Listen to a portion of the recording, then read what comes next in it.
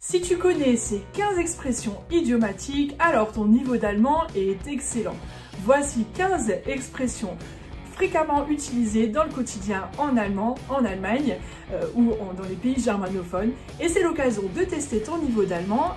Combien de ces 15 expressions connais-tu déjà?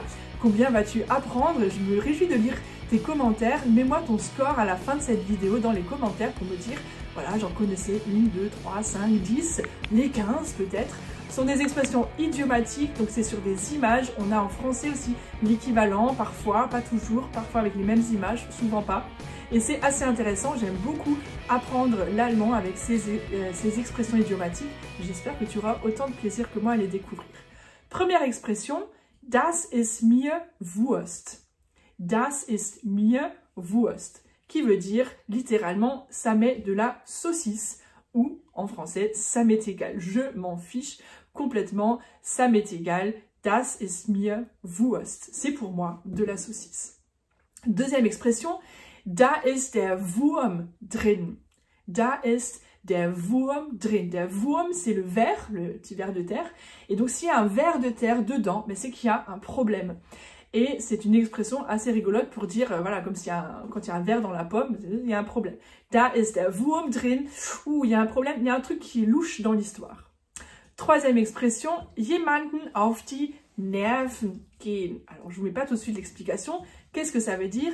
Jemanden auf die Nerven gehen. On gehen, donc aller, sur les Nerven, sur les nerfs en fait, de quelqu'un. Donc en français, on a quelque chose qui ressemble exactement, ou beaucoup en tout cas, et c'est de taper sur les nerfs de quelqu'un. Jemanden auf die Nerven gehen.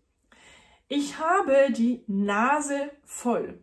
Ich habe die Nase, le nez, voll, plein. J'ai le nez plein. Qu'est-ce que ça veut dire? Qu'est-ce que ça peut vouloir dire? J'ai le nez plein en allemand.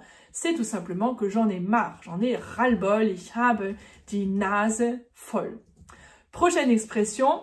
Alles im Butter. Alles, tout, im Butter. Tout est dans le beurre. Qu'est-ce que ça veut dire? Est-ce que c'est bien?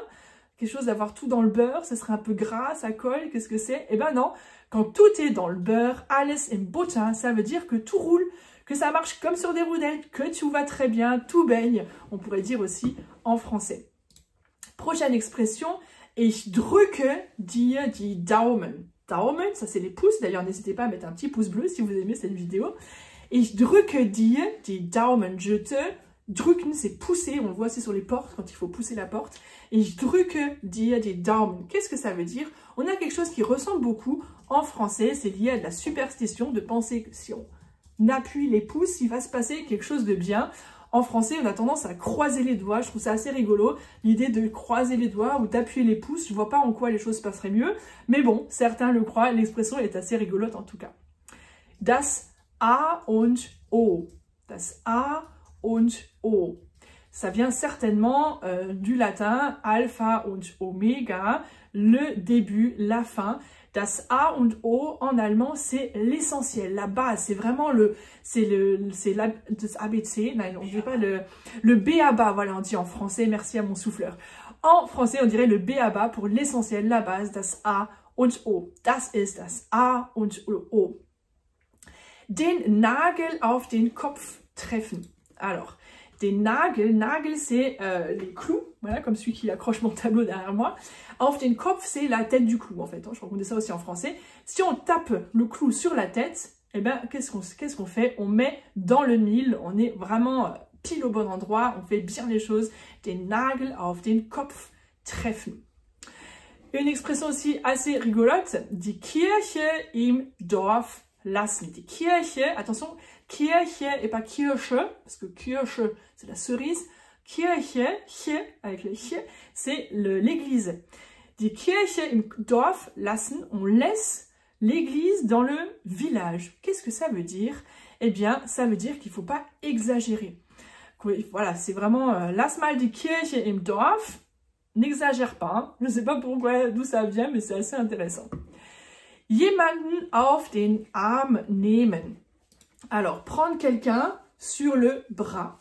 Qu'est-ce que ça veut dire?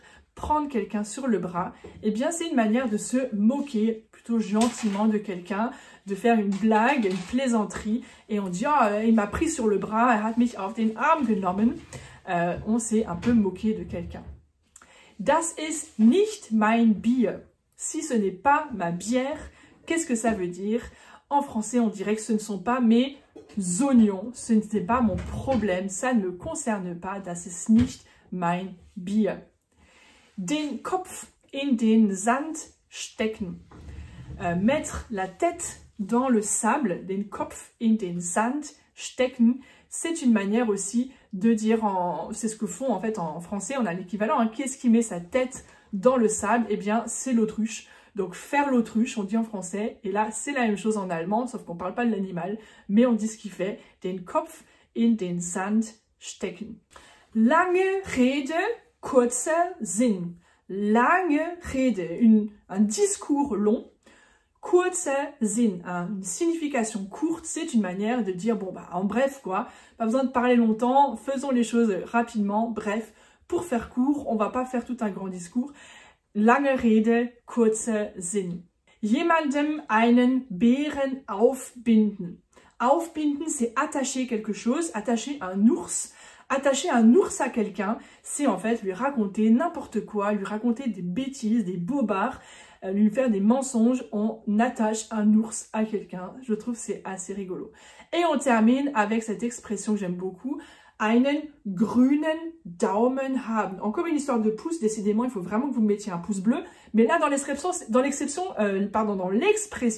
n'est pas un pouce bleu dont il s'agit, mais un pouce vert. Einen grünen Daumen haben. Alors, qu'est-ce que c'est quand on a un pouce vert? Eh bien, en français, on a aussi parfois un pouce vert ou quelque chose de vert. Et même, on a même toute la main. En français, on dit qu'on a la main verte. Eh bien, c'est l'équivalent en allemand. On a un pouce vert ou on ne l'a pas d'ailleurs. Ça dépend des gens.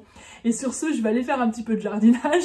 Et je vous laisse avec ces 15 expressions et d'autres ressources que vous retrouverez dans la description de cette vidéo. J'espère que ça t'a plu. Pense à mettre le petit pouce, oui, puis à t'abonner là. Toutes les informations sont en dessous. Il y a un petit cadeau gratuit avec une fiche pratique de vocabulaire avec d'autres mots encore pour tester ton niveau. Je suis curieuse de savoir combien de mots tu connaissais, combien d'expressions tu connaissais parmi les 15 que j'ai présentés. Pense à me laisser un petit commentaire avec ton score que tu as obtenu. Je me réjouis de te lire. À très bientôt. Tchuss!